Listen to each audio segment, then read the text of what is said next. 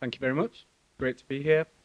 I'm going to talk a bit about Dogger Bank Wind Farm, but I'll start off by telling you all a little bit about who Equinor are. So I'll explain a little bit about Equinor in the UK, then tell you about our project Dogger Bank, which is the world's largest offshore wind farm under construction right now, how we're supporting the green industrial revolution, and then some of the great innovations that are happening on this project too. Here in the northeast of England, we have our operations base, so I'll explain a little bit how that will work. And then some of the community engagement that we're doing, which is really important for offshore wind. So for any of you that don't know who Equinor are, we are actually the UK's biggest energy provider, but we don't sell directly to people's homes. So we provide lots of gas from Norway. We also have existing oil and gas assets up in Scotland. We were also one of the first major energy companies to move into offshore wind.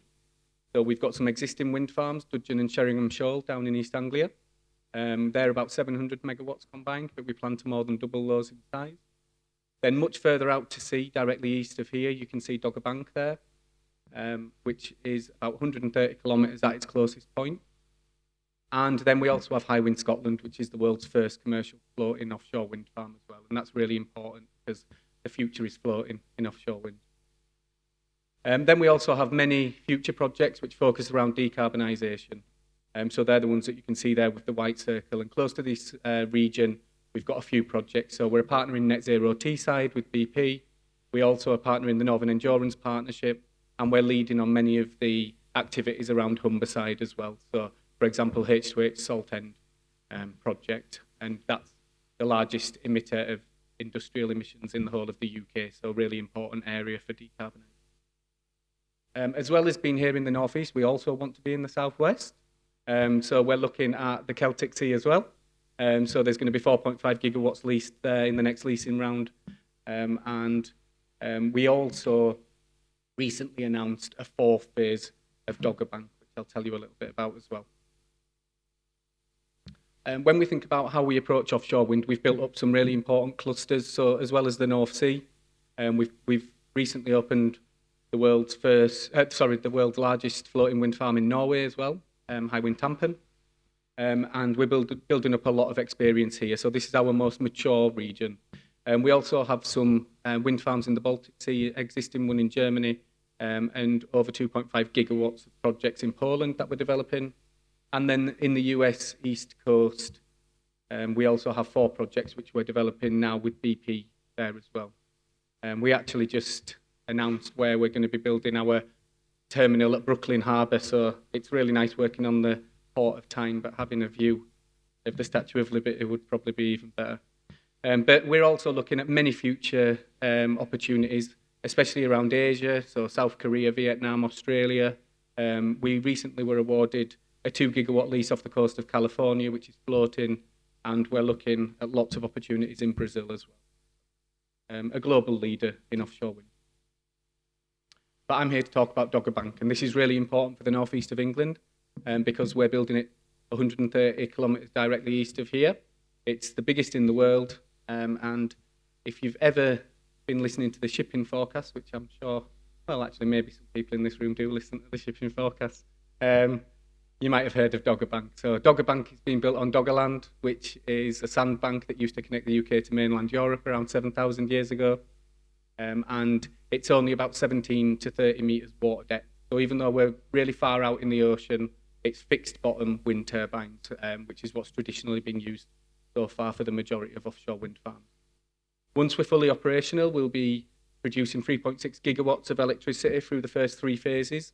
They're ingeniously titled A, B and C, and the 4th phase will be D.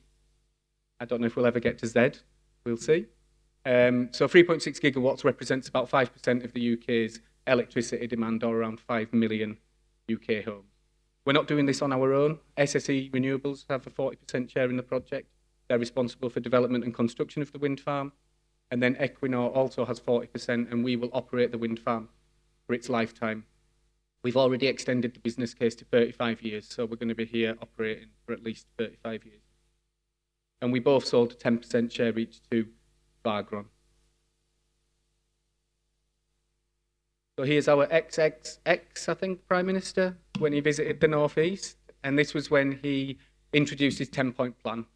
We still like to talk about the 10-point plan because we think that our project is really supporting some important parts of that. So firstly, advancing offshore wind and green growth. This is the world's largest offshore wind farm. Really important for the region, huge amount of investment and job creation as well.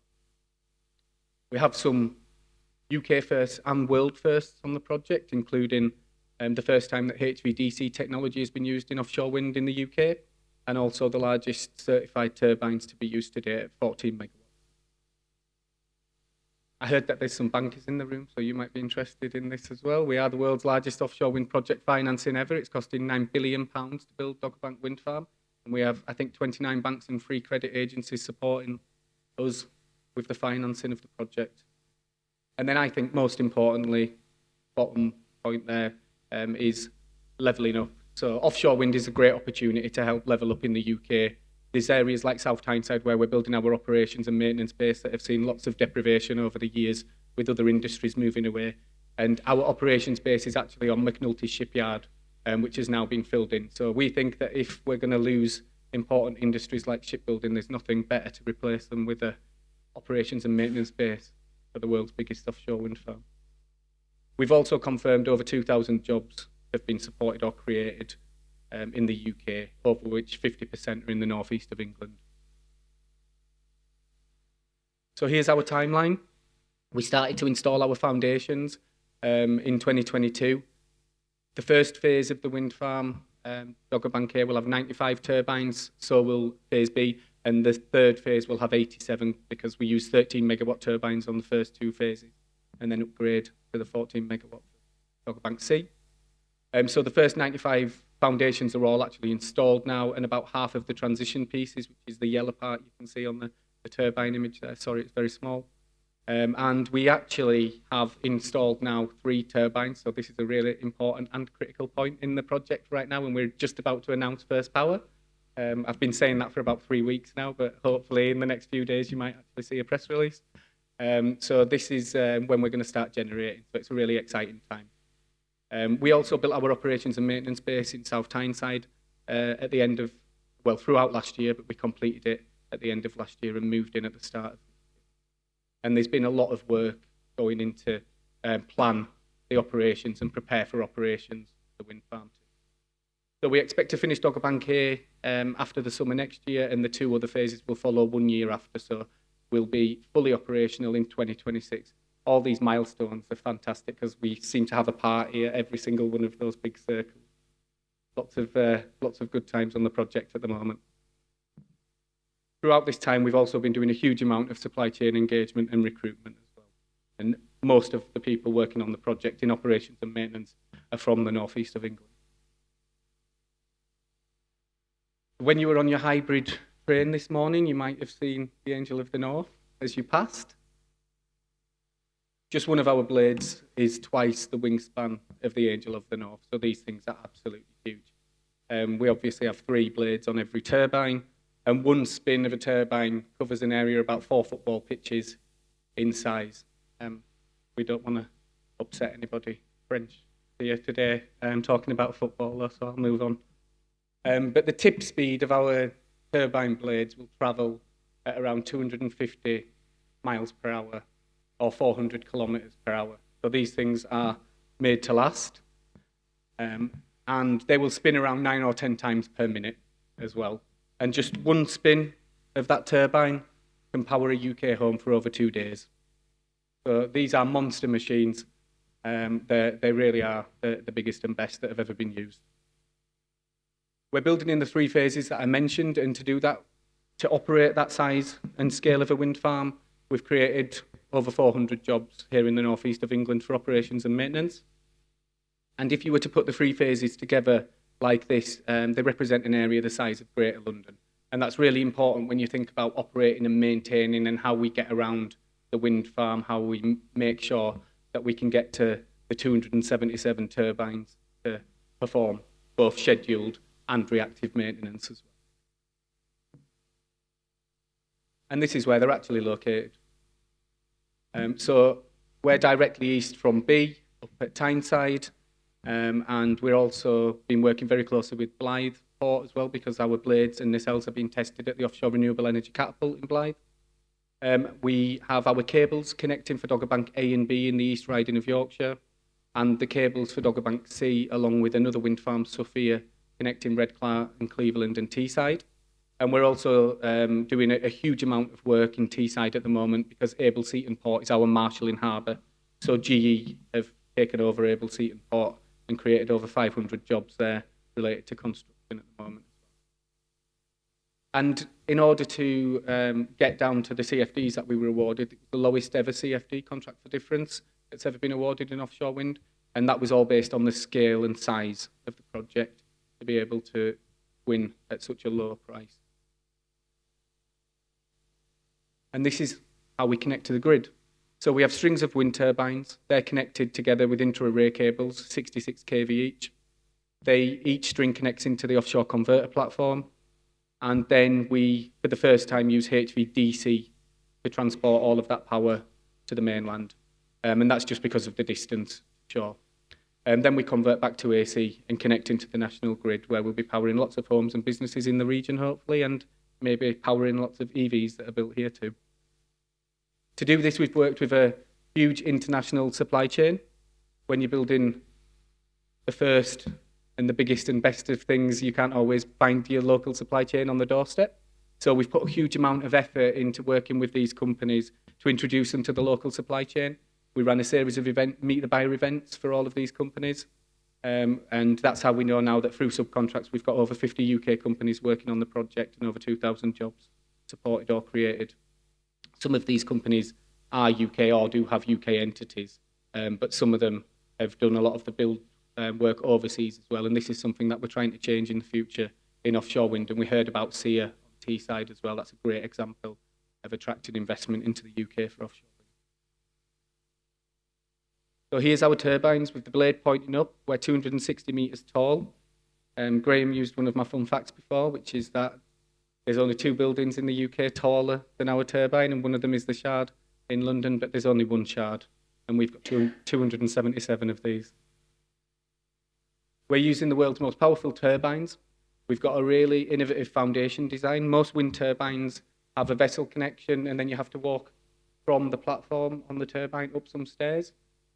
So we changed the design of our turbine in order to bring that platform up to the door of the turbine, which might sound like a very small change, but this has allowed us, using electric trolleys, to be able to transport items from our warehouse in South Tyneside onto the ship, store them there, then using the electric trolleys, take them up through the lift on the ship, onto the walkway, straight through the door, into the turbine, into the lift, and up into the nacelle. So at that point, nothing has been lifted out of this trolley.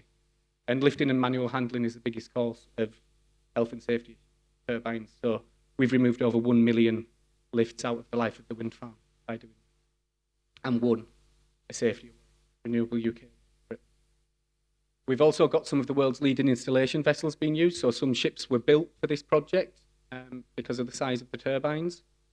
And as well as our HVDC connection, we've got the world's first unmanned HVDC platforms as well. So we've got 3 of those. The previous largest offshore substation was 0.8 gigawatts, and each of ours are 1.2 gigawatts. So we've increased the size by 50%. But by taking away the accommodation, we were able to reduce the steel by 70% per megawatt, which was one of the ways that we were able to reduce the cost so significantly for our CFD as well. But for us in Equinor, the bottom bullet point there is probably the most important, because we want to be the best in the world at managing offshore wind farms. And using data and digitalisation is so critically important to that. If anybody wants to come and visit our operations and maintenance base in South Tyneside, it is the best O&M base in the world, and it has a huge control room there, which is where all of the data, we've got thousands of sensors all over this wind farm, on the turbines, the blades, the towers, the cables, everything is covered in sensors. And that just is going to be bringing in such a huge amount of data. So we've been developing systems that will be able to analyse and use that data so that we can make sure we react fast, stop issues from occurring, and also never fall behind on our scheduled maintenance as well, which is critically important in offshore wind.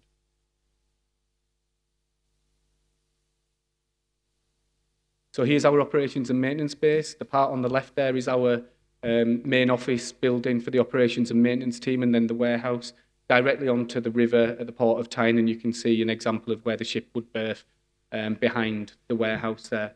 The red building on the right side is the control room. So this is Equinor's UK central control room, which means that we can plug in other wind farms as well and operate them from here. And we provide services to the joint venture. This building itself is net zero, so very environmentally friendly, low carbon, covered in solar panels. It uses timber for reinforcement instead of steel. We've got recycled steel in the warehouse and 20 EV parking bays there as well. And we recently won awards for sustainability and net zero at the North East Construction Excellence Awards, and we're now going through to the UK finals. And we recently won some other construction awards related, one of them, to the use of timber. I mean, what an award to win. But also Best Construction Project. So this building is really setting the standard for operations and maintenance. And to do that, we had a great opportunity to work with the local supply chain as well. In construction, you can always find local companies that can help. So we spent approximately £10 million on this building, and around 8 of that was spent in the northeast of England, but specifically over 4 million in the South Tyneside local authority itself as well. So just a great example of how we can contribute to local and UK content through the construction, not just through operating the wind farm. And here are our vessels. These vessels are amazing. If anybody loves ships, you need to try and get onto one of these. We had the naming ceremony for the first vessel earlier this year. All of the vessels are named after northeast rivers. So that was the Grampian Tyne. We've got 3 that are the same size. They'll be dedicated to one phase of the wind farm each, performing reactive maintenance. And then we have a larger vessel. We have the naming ceremony for the Grampian Derwent on the 17th of October. And the other ones are the Grampian Tees and the Grampian Tweed. Each of those has a daughter craft that was built in the UK, and those are all named after famous women from the northeast of England as well. So the first one was Grace Darling, and the second one is Alison Kay, who set up the People's Kitchen in Newcastle. These are state-of-the-art vessels. They're like a floating hotel. Fun fact, they're only 1 class down from a cruise liner for the accommodation, and that's something to do with the noise level. Otherwise, these are pretty amazing accommodation for the guys. They also have games rooms, cinema rooms, reading rooms, so really nice. This is a really important contract for North Star. North Star traditionally an oil and gas company, and this is a big theme in offshore wind to help companies transition into offshore wind as well. So this is a £360 million contract for 10 years charter of these 4 vessels. These vessels are hybrid as well, so they'll be able to power from shore when berthed, and North Star are also looking at in-field charging. So somebody here could build a massive battery that can go out offshore, I'm sure. So that's maybe the next thing that we should be talking about. But big batteries to help with these vessels is really important, and that's the future actually in offshore wind as well, is onshore batteries or even offshore batteries to store the power that's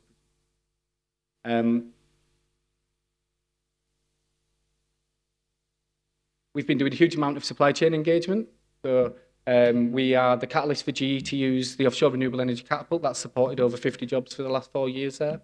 And multiple UK companies, actually more UK companies being announced all the time working on the project as well. We continue to do that. So we have an innovation event next week on the 10th of October, and we have a Meet the Buyer event again in November, just even for smaller contracts, just trying to make the local supply chain aware of what's coming up to see if they can get involved. And as the world's biggest offshore wind farm, we pay more than any other wind farm into the Offshore Wind Growth Partnership as well. So our project will pay over £13 million into the Offshore Wind Growth Partnership, which is all then used to fund companies to grow, either to move into offshore wind or to grow their businesses. And a good example of that is the Technology Innovation for Green Growth in Offshore Renewables in North East England, where we don't actually provide the funding for that. Some of the Offshore Wind Growth Partnership money is used. But that awards funding to companies who have to build a manufacturing facility or start an office in the northeast of England, so it makes sure that the offshore wind jobs are coming to the region as well. And some of the examples of contracts we still need to place are things like inspection, maintenance and repair, marine and logistics services, always training, working with local training providers as well, and are just generally looking after our facility. So lots of good opportunities for local suppliers to get involved. So in total, we've got 400 long-term jobs.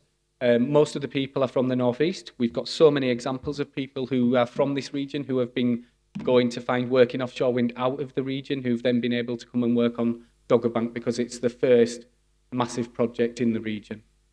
And that means that we have a big obligation around skills as well. So we recently brought in our first 3 apprentices. We had committed to 2, but we've brought 3 in. So we've got 2 wind turbine technicians who will focus on high voltage electrical training. And we also have a warehouse and logistics operator that's joined us as an apprentice as well. But apprenticeships isn't all that we're doing. Our strategy is to have an impact on every aspect of the learning journey from primary school up to university. So we do things with all ages, and our community fund does a lot of work with schools as well. And we promote the energy transition. We are in offshore wind, but you saw at the start that Equinor operates in the full, broad energy spectrum. And if you come and work for Equinor, there's opportunities to move through all those businesses as well. So just on our community fund, we've invested £1 million already during the construction phase, so the last 2 years of the wind farm, working with South Tyneside Council, East Riding of Yorkshire and Redcar and Cleveland.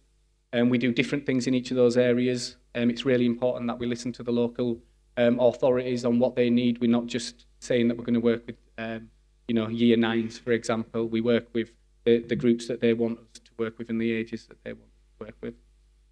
We also, as well as doing the STEM education, we provide scholarships. So we've now provided 62 scholarships of £5,000 for students who have a home address in those areas but can study anywhere in the UK. And we work with local community groups. So we've been awarding grants of up to £1,000 to community groups in those areas as well. But that's just the start. We actually have a fund of £600,000 a year for the 35-year life of the wind farm. So we haven't announced it yet, but we will be announcing a further £21 million of investment into local communities through the project. And if you didn't already know, the northeast of England is probably the most established cluster for offshore wind in the UK.